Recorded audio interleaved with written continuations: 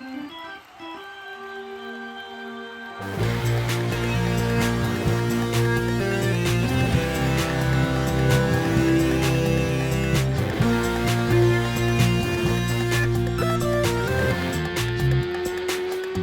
is up, guys? Welcome back to the latest episode of Chatter from the Cheap Seats. My name is Jack. I am here with Sammy and Oree. We have an incredible episode laid out for you guys today. But before we get into it, make sure to follow us on Instagram at Chatter from the Cheap Seats, TikTok at Chatter_Cheap Seats Pod, and please leave a 5-star rating and review on Apple Podcast.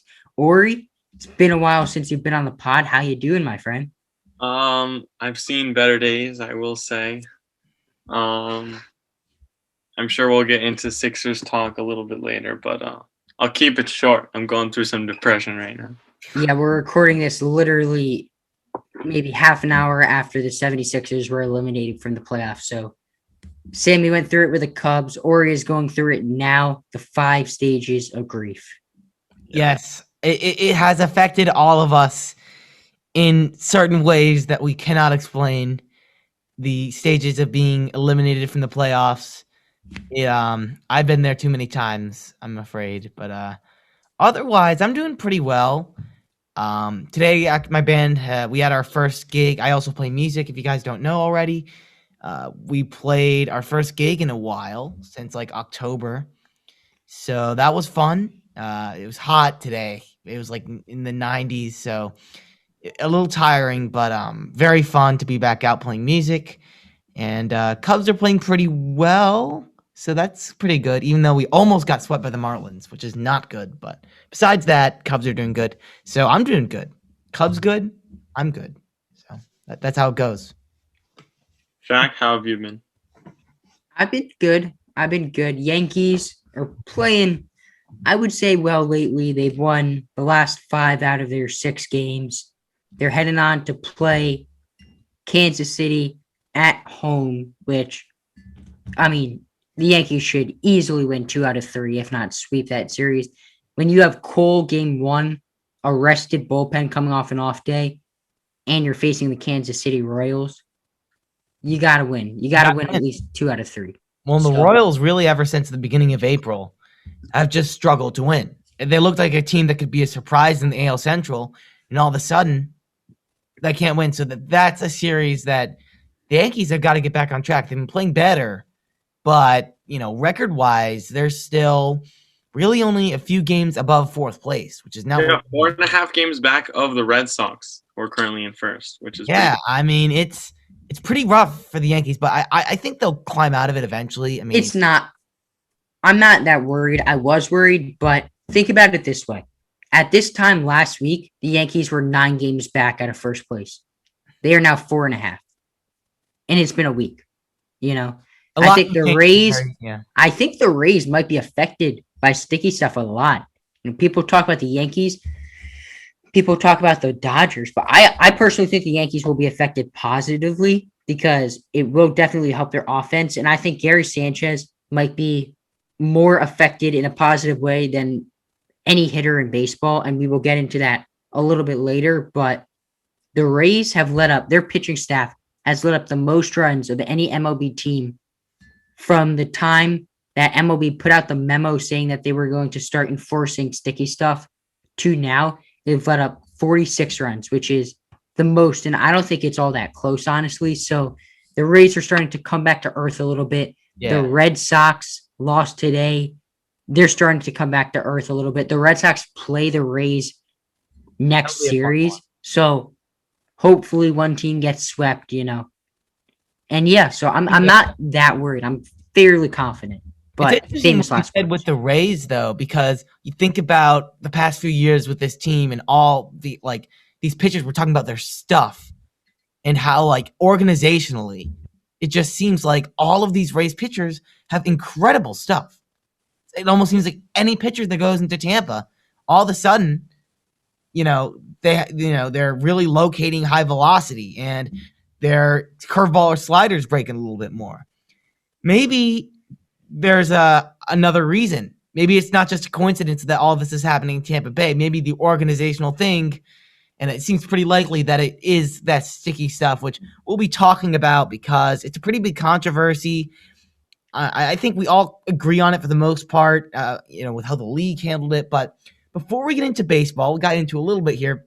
We got to talk about basketball. And I know Oree does not want to do this. He's the resident 76ers fan here on the podcast.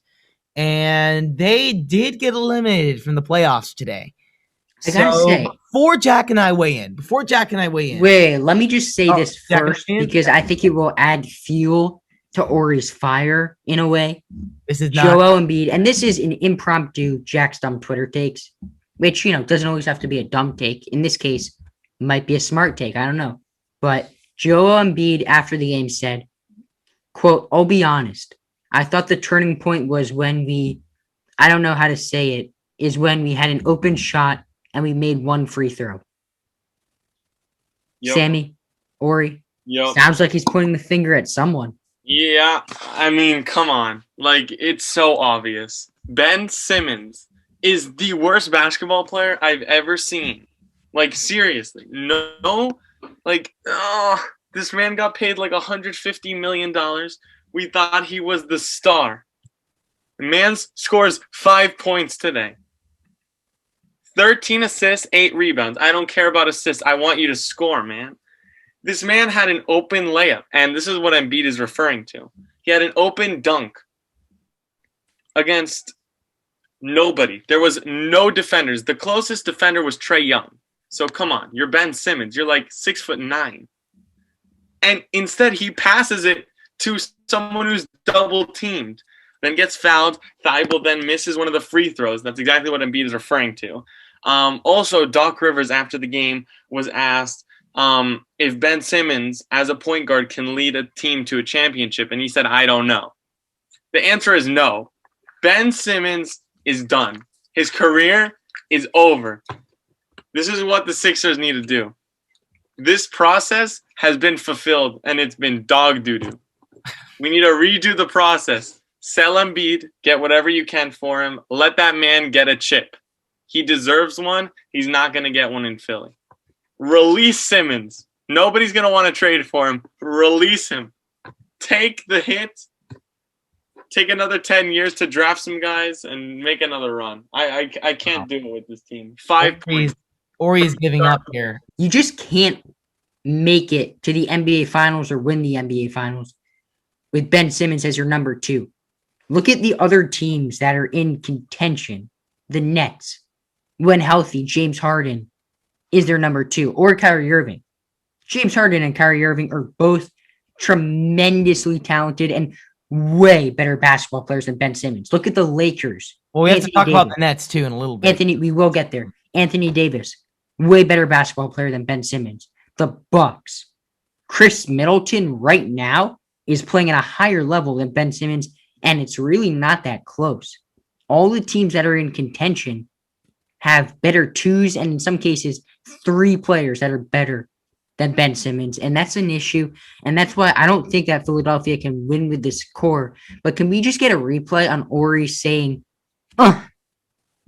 do you remember that when Oree was in the midst of his rant, he just let out an we might need a replay of that. We might have to do a replay of that, but before we do that, I just want to weigh in a little bit here on the Sixers because it's very disappointing, to be honest, because we have to remember Simmons is the number 2 as it stands because Embiid has been the guy for Philadelphia this year. But when he got drafted, he was the number 1 overall draft pick. He was supposed to be the guy. He was supposed to be the future for the Philadelphia 76ers, not to mention Markelle Fultz, who was just an absolute bust.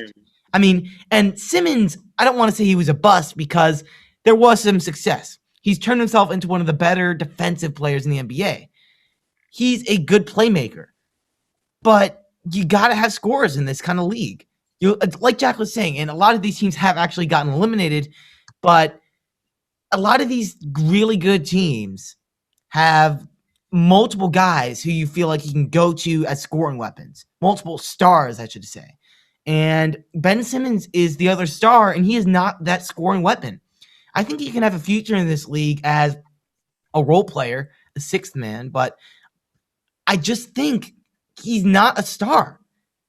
He's not that guy. It's like that the TikTok trend that's happening now. I mean, Yeah, he's not that guy. you're not that guy. You're not that guy. He's not that guy. He's not that guy. But We need to make that TikTok. Ben Simmons, he definitely deserves that one. But I also want to talk about the Hawks because we actually had going into the season when we did our predictions, we were all pretty high on the Hawks.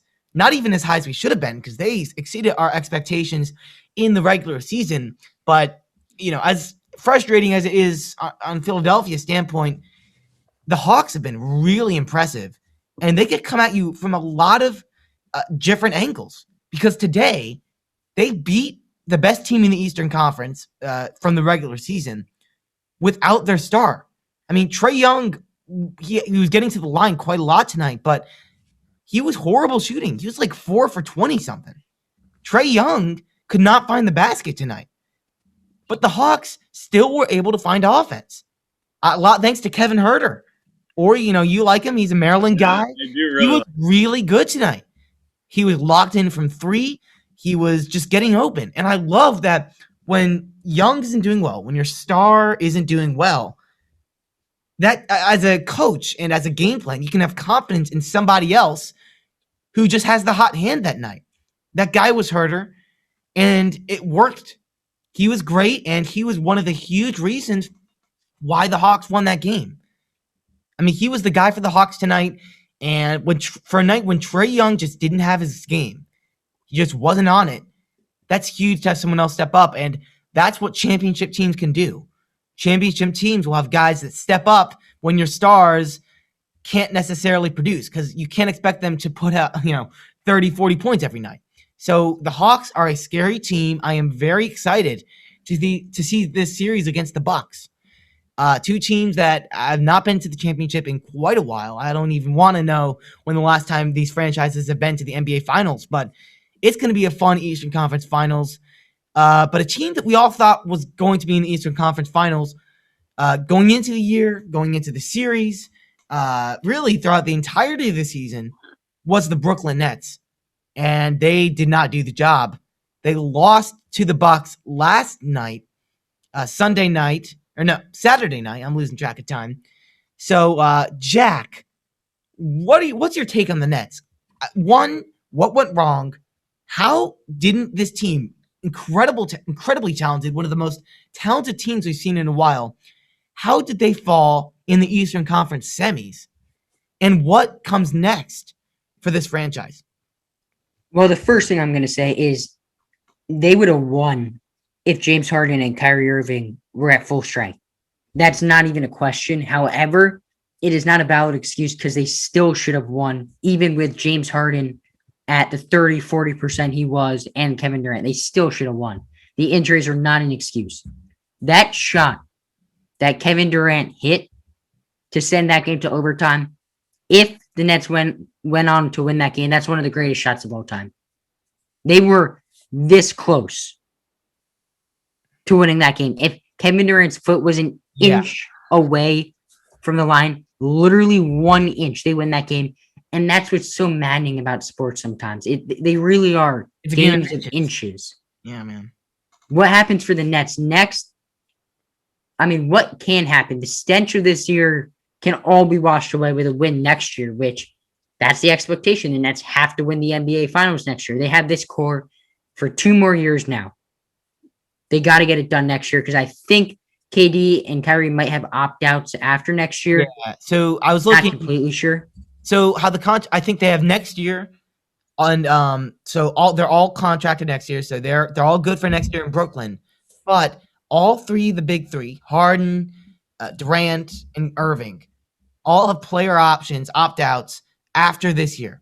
So, Okay, if I'm that franchise, you have got to win next year, obviously. Which I think that next year they are the prohibited favorites. They should be by far, without question, this year, though. the favorites. They were this year. Although, like I said, it's not an excuse, but they would have won that series without if they were at full strength. That's just a fact. And if you want to point the blame at one person, point the finger at one person, it's Joe Harris. Joe Harris was the best 3-point shooter in the NBA throughout the entire season, and he was awful. I mean, absolutely horrendous Yeah. from 3-point. He had a shot in overtime, a wide open three that would have been a huge momentum swinger. Wasn't even Clank. close. Yeah. I mean, not even close. He was brutal this series. Yeah, and the injuries definitely hurt the Nets, but they really got to do it next year. And I don't know. I mean, there isn't really too much room, fiscally for them to even change that much this offseason. I mean, with those huge contracts that they're carrying right now. But I think they just got to put it together next year.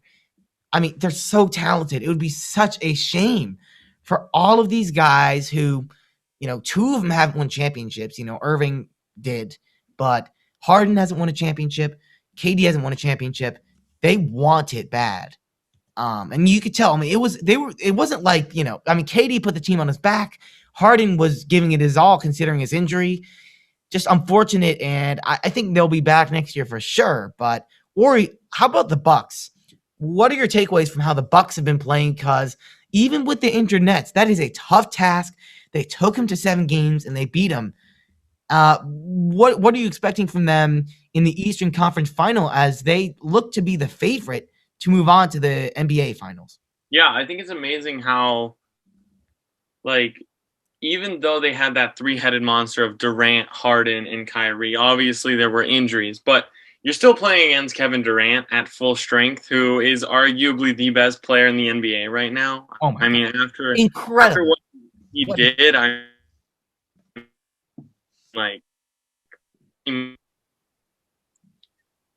team on his back. I mean, that's pretty crazy to do, and to still win. It just shows that it's not only Giannis on the squad. It's not only Giannis that can really, really play, but you do have Giannis, who's that ultimate MVP caliber that you need to have on a team that's going to possibly go to the NBA Finals and potentially win it. Against the Hawks, it's going to be tough because the Hawks they have a lot of really, really good shooters. Herter, obviously Trae Young, Bogdanovich is a beast. So it's going to be tough for them, but I think nobody can stop Giannis. And at the end of the day, that's why they beat the Nets. And for me, that's why I'm taking them to beat the Hawks. I will say this though, Giannis was not perfect in that series against Brooklyn. His but that shows three-point you how good shooting, the Bucks are as a team. Yeah, when your star isn't perfect and you still beat a good team like the Nets.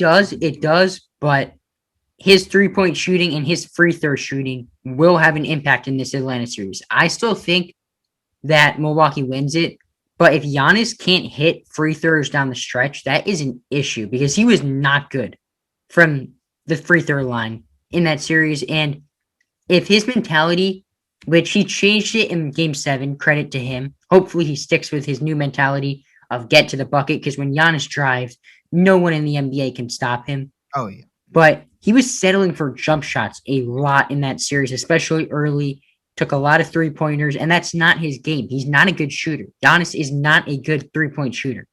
He's get to the bucket, get a bucket quickly. That's what he does best. But now, the Bucks have been a really good, this year, 3-point shooting team, the 5th best 3-point shooting team in the NBA. So you got to think Giannis, his job is to push it in the lane. His job is to have shooters. Outside. They have shooters. Giannis, you're not that guy. Yeah, you're not that guy. You guys want to smile? I bet I can put a smile on your faces. But you think you can? I don't know, man. This is heartwarming. All right. One of these 4 players is about to get their first ring. Chris Paul, Giannis, Trae Young, Paul George. Yep. That's true. That's a happy thing. That's guaranteed. This has been one of the more fun years to watch in the NBA. Yeah, it's been. Really, before 2019, it was just LeBron and the Warriors every year. And I know that the narrative is overdone, but it's true. It was I don't think it's overdone. I think it's pretty factual. Yeah, but it's been fun to watch because there's truly parity. I mean, these are franchises that have not seen the finals, players that have not seen the finals. I mean, there are guys who really want it. It's going to be fun to watch these finals. And before we move on to baseball, we got to talk about the West here. We have the Suns, who have been, the big surprise in the West this year. Them and the Jazz, who the Jazz got eliminated by the Clippers. But the Suns have been great this year. They're in the finals. They're playing the Clippers, who have just been, they've overcome a ton of obstacles. They were down by 25 points at game 6. They overcame that and actually beat them by a pretty big margin. But it's the Suns. They won game 1. But for the rest of the series, what do you guys think is going to happen here in the Western Conference Finals? Is it going to be Chris Paul or Paul George in the NBA Finals for the first time? Yeah, I think it's going to be Chris Paul. I don't think that Paul George is going to be able to do it, especially with Kawhi's injury. Mm-hmm. I don't think the Clippers have what it takes. I don't think the Clippers have what it takes. Yeah, that sentence was correct. Yeah, Okay. I mean, an English pod. We're an English pod.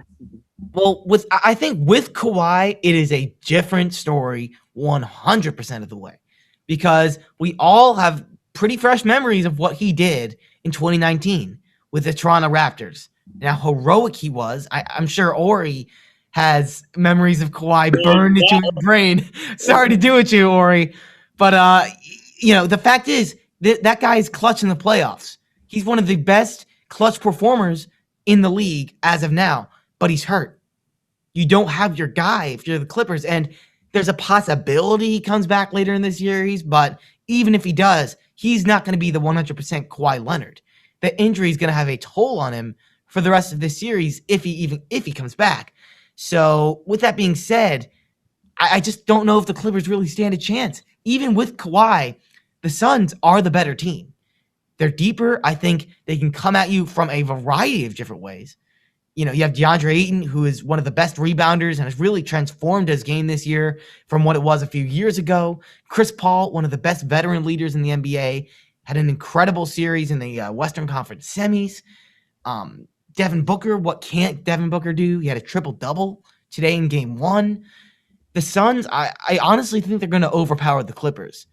I think the Clippers, Terrence Mann had a great performance in game 6 against the Jazz, but you can't rely on freak performances like that from role players when your star is out. And I think that's why the Clippers are not going to win. Or are you in agreement here, Suns? for sure.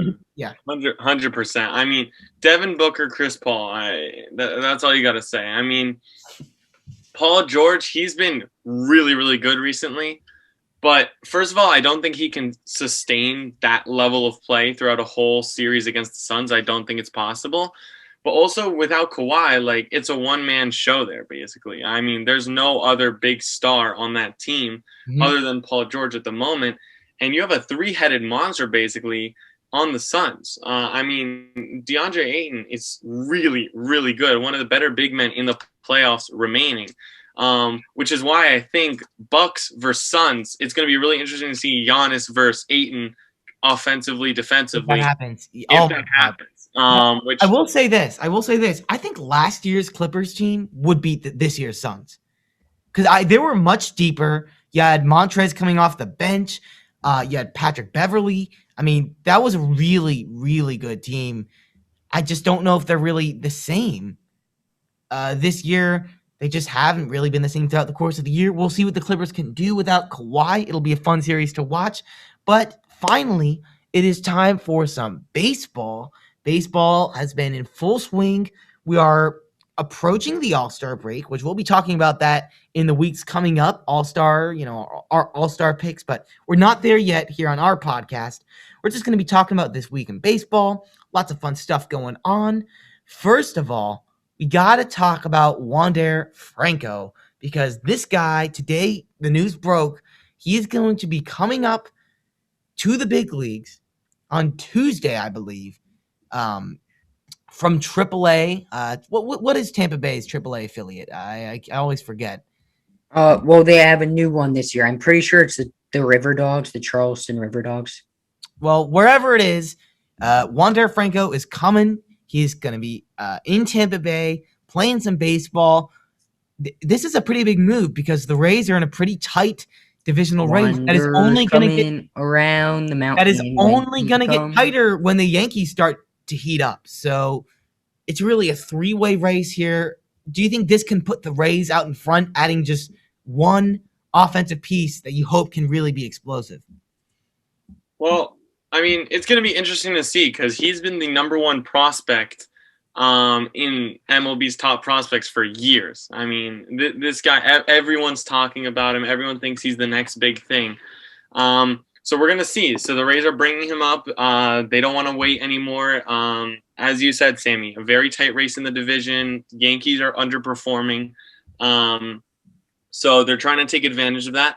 I think adding one piece, a young rookie, even though it is Wander Franco, who is exceptional, I don't think it's going to be the difference maker. It will help. I think it heightens their chances very slightly, though. If they can't figure out this pitching without the sticky stuff, it's not going to matter. I think it's going to go back to the pitching with the Rays. If this is just a fluky thing right after the sticky stuff, they just had a bad stretch, then I think they'll be fine and they'll be able to really fight for that division with the Yankees, who I expect are going to, take over the Red Sox spot. But if they can't figure out the pitching, it doesn't really matter how good Wander Franco is when it comes to winning the division. Yeah, he's a great prospect, but what are prospects? Prospects are guys that haven't done it yet. That's all a prospect is. It's a guy that hasn't done it yet. Now, I'm not saying that he's not going to have a great career, but it's not that often that we see someone come up and just carry a team. Right. The Rays have some issues right now. They have some issues. They've been struggling, but the Rays are a good team. I think that the Rays are going to win the AL East. I think they're going to win the AL East. I just don't know if Wander Franco is going to be the piece that rights the ship. I just think they're going to naturally come back to where they were. Don't get me wrong. I still think the Yankees will make the playoffs as a wildcard team. But as of now, I think that the Rays are going to win the AL East. Kind of hot news. No, yeah. I mean, that's interesting. I mean, man, the AL is pretty fun to watch. You have a lot of really good teams because you have the Astros are playing really well. The A's are basically right up there with them in the AL West. The White Sox are one of the best teams in baseball. And then as soon as the Yankees start heating up again, you're going to have some of the three best teams in baseball at the top of the AL East. So, I mean, there are going to be some really good teams in the AL not making the playoffs. I mean, that's just a fact. I mean, the Yankees can miss the playoffs. They're a very good team. The A's could miss the playoffs. I mean, the Astros, who knows? It's going to be fun to watch, and I feel bad because there are going to be some very disappointed fans. Even the Indians, who we'll be talking about in a little bit, who've been very good, they can miss the playoffs as well. It's going to be a very interesting race in the AL, but Oree brought up some of the sticky stuff, and Jack talked about it a little bit last week, but we wanted to get into it a little bit more today. Basically, the league put a 10-game ban on, or I guess a 10-game suspension if you were to use the sticky stuff, I guess as everyone's kind of been calling it. What do you guys think about this? What is the verdict here? I'll start with Oree, since Oree was not on the podcast last week. What do you think about all this sticky stuff? And do you think the league is taking the right approach to stopping it? Well, first of all, I want to say that I think it's ridiculous to do something mid-season. I think, first of all, that's like a horrible decision. Tyler Glasnow gets injured right after the ban and says it was probably due to him not using sticky stuff and he had to alter his grip and that used more of his forearm and therefore he had a UCL tear. I mean, doing this mid-season is so unfair to players. They don't have that off-season to get used to the rules. I mean, you literally changed a fundamental rule. I understand that sticky substances are technically illegal, but it's not enforced, and therefore you can't really count it as a rule. Every pitcher uses sticky stuff. Literally every single one except for Jacob deGrom, who's not even human. All right? So, if everyone's doing it, then you can't ban it mid-season. That's really, really dangerous. And you're already seeing injuries happen to top pitchers, which is not good for the game. So first of all, when you're implementing this is just ridiculous. You have to do it at the end of the year. Let the players have a full off season to get used to it. And secondly, you're making it very, very subjective. Like they're saying that the umpires are going to choose what's too sticky. They're going to check your hands. So if they think that some umpires are not going to care, they're going to see spider tack. They're not going to care. They're going to be like, pitchers, do what you want. Some umpires are going to be very strict. That's so not fair. You need to have something that's arbitrary. And you need to have something on the balls. The balls cannot be without sweat and rosin, without sunscreen and rosin, without some sort of sticky substance, because pitchers can't pitch without it. They can't do it. And if you're going to force them to do it, don't do it mid-season. Do it at the end of the season. Give them an off-season. I think this is ridiculous. Manfred needs to go. This is just another stupid move. I hate it. I hate everything about it. And it's also like, I feel like the whole point of the move was to make things more clear, but I feel like it's still ambiguous. Like Oree was kind of talking about with the umpires, like it could be kind of a mixed bag with how umpires handle this new rule that the MLB put out. And then, some people are saying, well, if they're really going to try to enforce it, it's a 10-game ban even enough. But you're doing it during the middle of the season, so like you really shouldn't be doing it during the middle of the season. So when they're trying to clear an issue up and stop it in its tracks, they create more of a problem. They've made it more confusing. They've made it more confusing, more ambiguous. I don't like it at all. I think I would like to see them enforce rules on this, because I think it makes the game more entertaining when hitters can hit. Because we've seen batting average, slugging percentage, on base percentage, all these hitting stats since MLB started enforcing this stuff go up. And I like that, but not during the middle of the season. And maybe you even need more enforcement on it. The way they're handling it right now is just really weird. And they've really created a sticky situation. I agree. Sammy, that was a horrible pun. To do it mid-season It is Father's bad. Day, so I had to pull out a They dad. can't get rid of sunscreen and rosin. Players need that. We saw Garrett Cole, who, by the way, pitched fantastic. 8 innings, 2 runs, but he was literally rubbing the baseball on the side of his pant leg. Like, that's how badly, like, he needed dirt. Like, it was so shiny and so slippery. And these players need sunscreen and rosin. A lot of them, like, can't pitch without it. Like, just literally cannot pitch without it. So it's going to be interesting to see what happens in the next couple of weeks, because it's going to be a volcanic eruption throughout baseball. Yeah. Sure. Now, another team that is having a volcanic eruption, whatever, is the Washington Nationals.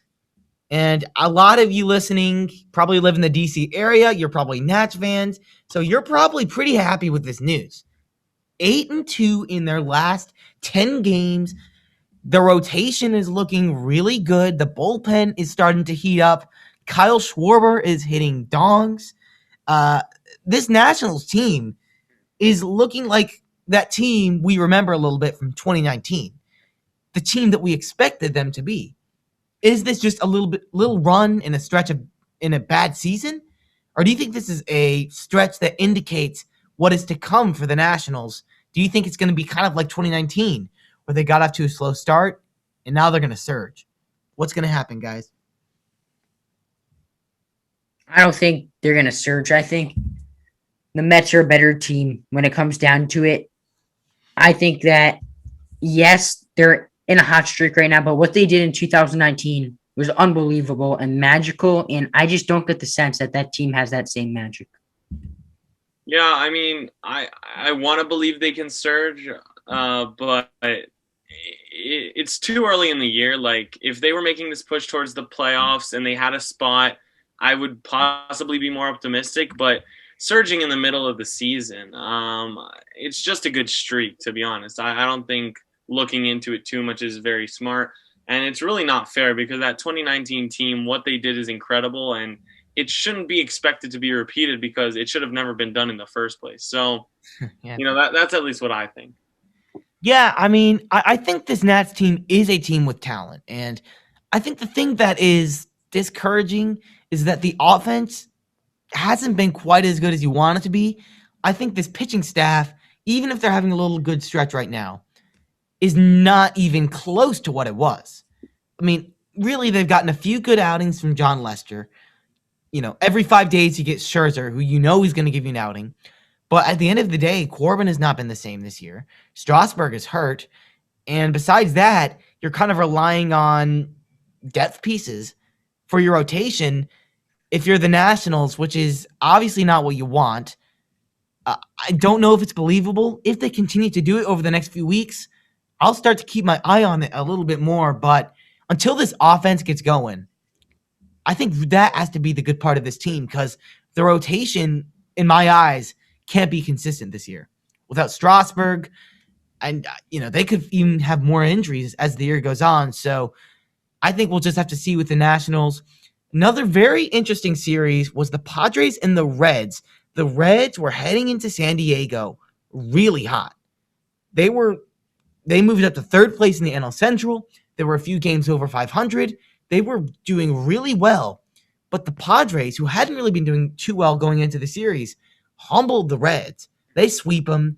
You had a really good outing today from Dinelson Lamet. You had a thriller a few nights ago, which had like a bunch of lead changes in the 9th inning. It was incredible. Padres, huge for them to get back on track. What are your guys' thoughts? Yeah. It was a great game. And Fernando Tatis Jr., man, I want you to rank these 3 players in order, okay, of who, if you had to start a franchise right now, who would you want on your team, okay? Fernando Tatis Jr., Juan Soto, Ronald Acuna Jr. Is he a junior? Yes. No. He is? Yeah. I'm taking Acuna.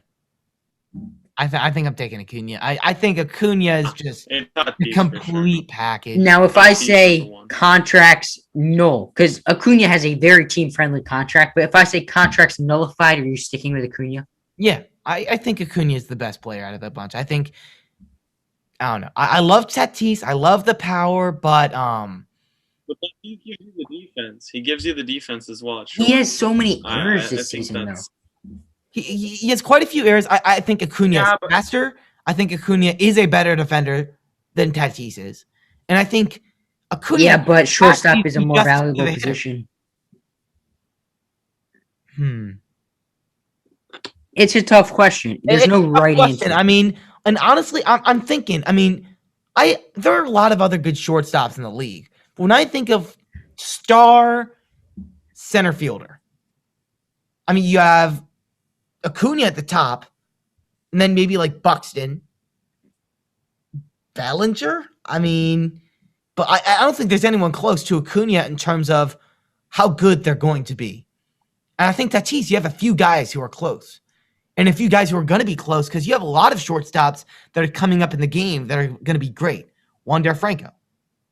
So I think shortstop is a valuable position, yes, but there are a lot of good shortstops. I think there aren't quite as many great outfielders who can just do it all. 5 tool guys. I'd take Acuna there. But that's just me. Moving on here.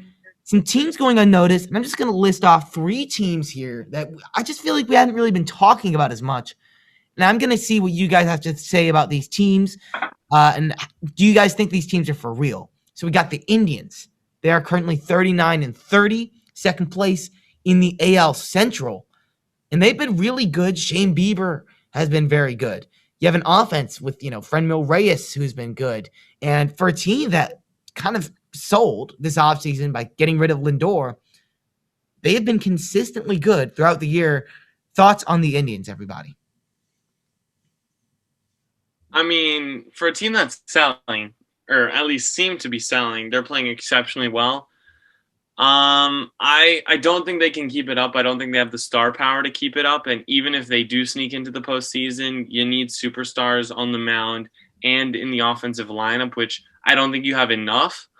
But they could be an interesting wildcard team that could make noise. They have a great manager, a great culture. They've had success. So, yeah, definitely a team that's going under the radar and is playing exceptionally well, playing way above expectations.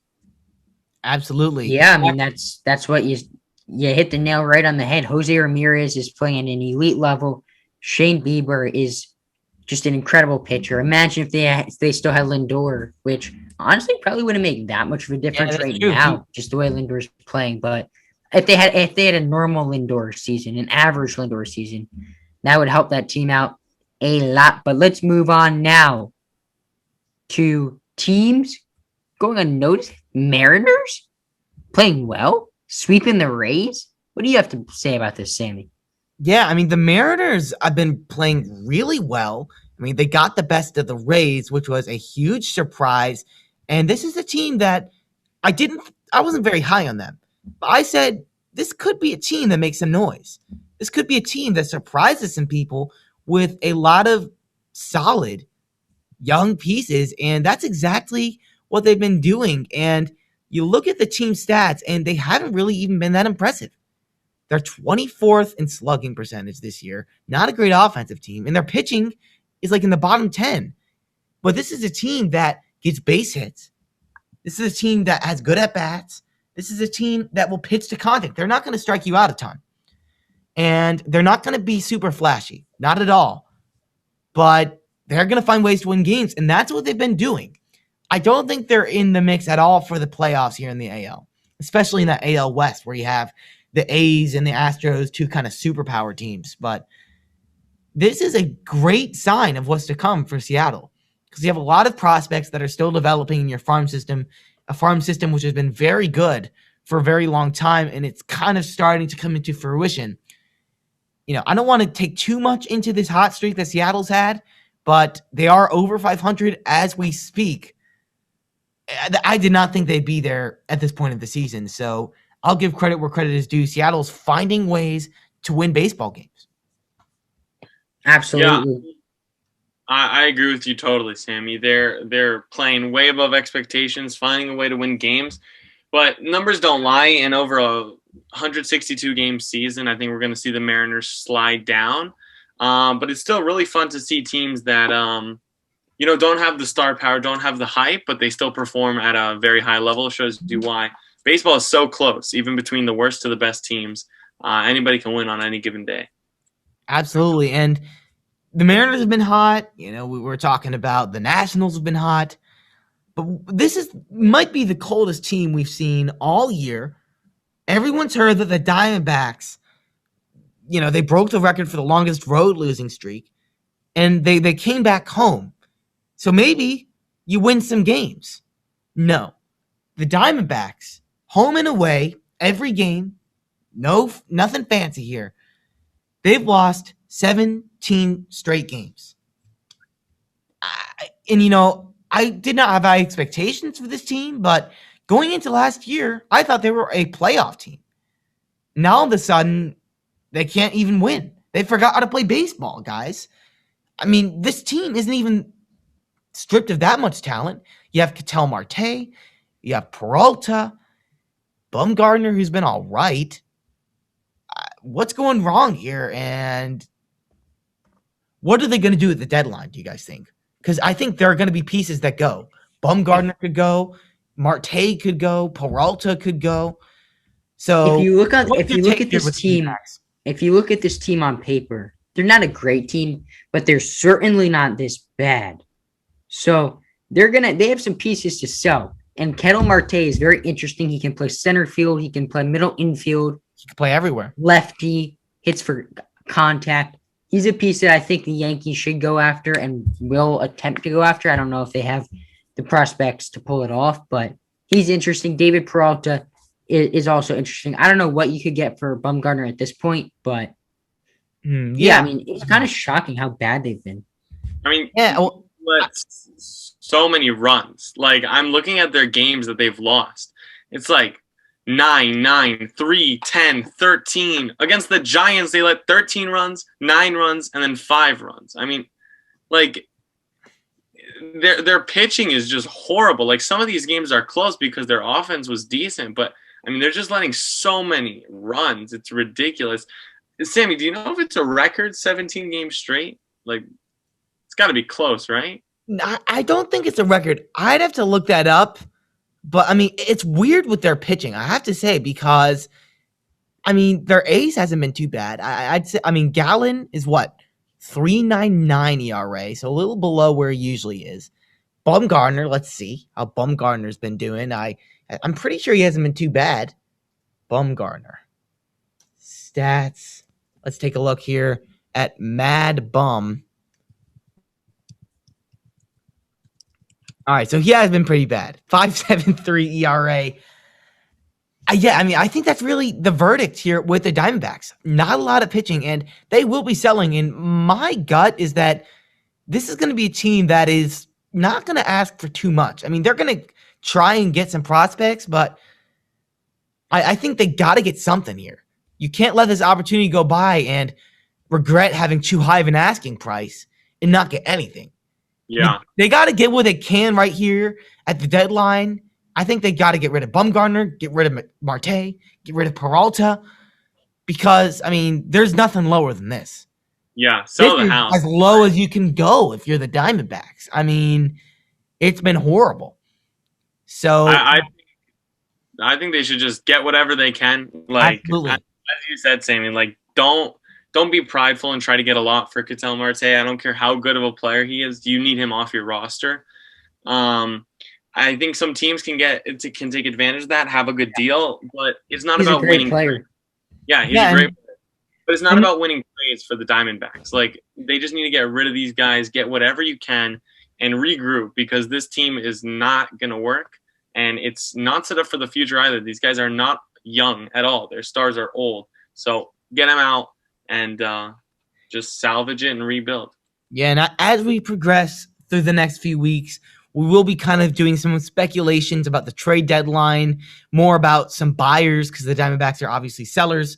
But we'll be talking about some buyers, who we think is going to be buying, who we think they are going to buy. That'll be interesting. We'll do that next week and the coming weeks as we approach the trade deadline. But now we are going to give out some awards here at Chatter from the Cheap Seats. Position player, pitcher, game of the week. Let's go with position player first. I'll have Jack go first. Jack has one of his favorite players here. My favorite player, two-time Shatter from the Cheap Seats, position player of the week now, Gary Sanchez, the Sanchino, the Sanchez. Oh, I like the Sanchez. He's been unbelievable lately. Had 2 doubles, and you know Gary is good. You know he's locked in when he hits those opposite field doubles. He had 2 opposite field doubles that split the gap between the center fielder and the right fielder, one in a very clutch spot today. So I think he's back, baby. And I have some evidence suggesting why it's sustainable. Are you guys interested? I am. So we just talked about the sticky stuff, right? Gary Sanchez in 2016 and 2017 mashed fastballs. He mashed everything, but especially fastballs. Then 2018 and even 2019, he had a good season in 2019, but even 2019 and 2020, his whiff rate on fastballs were way up. The amount of times in beginning of this year, too, the amount of times that Gary Sanchez would just swing right through fastballs down the middle was outrageous. Anything that was slightly high and over 95 miles an hour, he had no shot at. Now, I haven't seen him miss a fastball, even high fastballs. He's getting to every single fastball. And I think that might be because pitcher spin rates are starting to go down. Less pitchers are using sticky stuff. So the spin rate isn't as high. He's on the fastballs. And this could lead to sustained success for Gary Sanchez. That's very interesting. I like that, Jack. I like some good old stats there for Gary Sanchez. I'll go with my position player of the week. And I got to go with my dude, former Chicago Cub, current Washington National. Talked about him a little bit earlier this week. But Kyle Schwarber is the man for me, position player of the week. And he is as hot as he can get. The past 2 games, he has 5 home runs, which I believe I heard ties the record. He had 2 yesterday. He had 3 today. Schwarber has been absolutely electric this week. To me, there's no one else who could win this award. How could he compete with that? Schwarber's been electric, and the good thing about him is he's not one of those lefties that is just going to pull the ball. Because that, like Joey Gallo, Big Poppy back in his day. Schwarber is, and I'm not saying Schwarber is as good as Big Pop. I'm not trying to say that, but Schwarber is putting the ball everywhere. He had a home run into the left field bullpen, a home run into the right field bullpen. I mean, has power to all fields, which is really encouraging, and he's doing it from the leadoff spot for the Washington Nationals, which is pretty interesting to me. So, Schwarber, Player of the Week. Oree, who's your Player of the Week? All right, my guy, hopefully a future All-Star, Cedric Mullins, the man on the Orioles, our best player, in my opinion. Our center fielder. He is amazing in the field, always makes highlight plays, but he had a 2-game stretch against the Blue Jays where he went 5 for 9 with 4 home runs. I mean, the man's hitting .319 on the year, has 13 dongs, so he's not a home run hitter, but he just had 4 in 2 games. I mean, 13's a decent. I mean, for not a home run hitter, that's a good amount. Yeah, and he steals bases. He's fast. He's electric in center field. I mean, absolute highlight reel out there. So for an Orioles team that needs a bright spot, he definitely is one of the brighter ones on the squad. So that's my position player of the week. And now my pitcher of the week. I'm getting into it right away. I want to talk about my man, my favorite baseball player, Trevor Bauer. He struggled against the Rangers, which is right after the sticky stuff was banned. But as an elite pitcher, he can adapt. He went 7 innings strong against the Diamondbacks, who we talked about earlier, let no runs, 3 walks, 8 strikeouts. His season has been incredible. Hopefully, he can make a push for the real Cy Young. More performances like that, and he should get it done. Wow. Trevor Bauer Cy Young this year. Pretty interesting take there from Oree. We'll see if it happens. He'll need a pretty good second half. I mean, he's been good, but, he's competing with DeGrom. So yeah. That's going to be tough. DeGrom, I mean, good old Trevor Bauer. DeGrom could win every award there is to win. Yeah, for real. Another guy who's been really good this year, he tossed a no-hitter, but he was not done after he threw that no-hitter. Carlos Rodon has been great all year. I think I've had him for pitcher of the week before. I probably have. He's been great. This week he had 2 outings, 14 innings, 4 hits, 2 runs, 17 strikeouts, and he's really doing it all for the White Sox. He's eating up innings, and he's striking guys out. He's inducing weak contact. I love what I'm seeing from Rodon. And this White Sox team, they did just get swept by the Astros, which is not ideal, but they're a deep team. They're really good, a good bullpen, a great offense, which was the case last year. But this rotation is really coming to its own. With Rodon coming back from the injuries, looking great. And then you bring in Lance Lynn. You have Giolito, who's been pretty good. This is a solid White Sox team. I mean, they're one of the best teams in baseball, if not the best team in baseball, in my opinion. Rodon, though, has been a big part of that. Great week for him. Pitcher of the week, Carlos Rodon. Carlos Rodon. Yeah. Rodon. I have Walker Buehler. Did you guys get that reference? No, I actually have. I would imagine it's from Ferris Bueller. Yes. But have you seen that movie, Oree? I have not seen that movie. I saw the movie. Okay, Sammy is muted. Okay. I have Walker Buehler. I mean, he had a no-no into the 8th inning, 11 strikeouts. Walker Anthony Buehler is my pitcher of the week. Honestly, I'm at the point where I've always loved Walker Buehler. He was my Cy Young pick last season. He kind of goes unnoticed on that rotation because of Kershaw, Bauer, but he's an ace. He's a stud, and I think it's time he starts to get that recognition. Yeah, now it's time for us to go through our game of the week. Jack, Oree, who wants to take us through? Because this week's was an absolute doozy. It was, I believe it was Saturday's game it was the Padres and the Reds at Petco Park. First game that the Padres had full capacity. It was a doozy, as I said. Jack, you want to take us through? Yes. So, game of the week, Padres, Reds. The amount of just absolute bombs that were hit in this game. I mean, in the later innings were amazing. I actually did not watch the game live, so I looked at the box score. I caught up on it a little bit, but I saw maybe the last inning of it. I was but watching the ninth. Did you watch it live, Sammy? I was watching the ninth inning, and my man Vicky Carrots, as I like to call him, Victor Caratini, former Chicago Cub, went to San Diego in the Darvish trade. He was up to the plate with a few runners on, chance to walk it off, and I was like, dude, is he gonna do it? And what do you know? From his weaker side too, the right side, because he is a switch hitter, he just jacks one into left field, an absolute nuke, and that was so exciting to watch. I mean, a guy I've watched the past few years as a Cub, he's having a good year in San Diego, really coming into his own, and a fan favorite over there. But he had the walk-off, but I believe in the ninth inning, there were a few lead changes. Both teams scored like a few runs.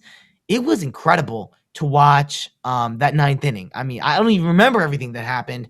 It was just electric. He had a Hosmer home run to tie the game up when Victor Caratini, before Victor Caratini had the walk-off. So it was incredible. What a game. Padres are always fun to watch, I will say. If you're scrolling through the games and you see the Padres are on, I am always tempted to go watch the Padres. They're a team you watch.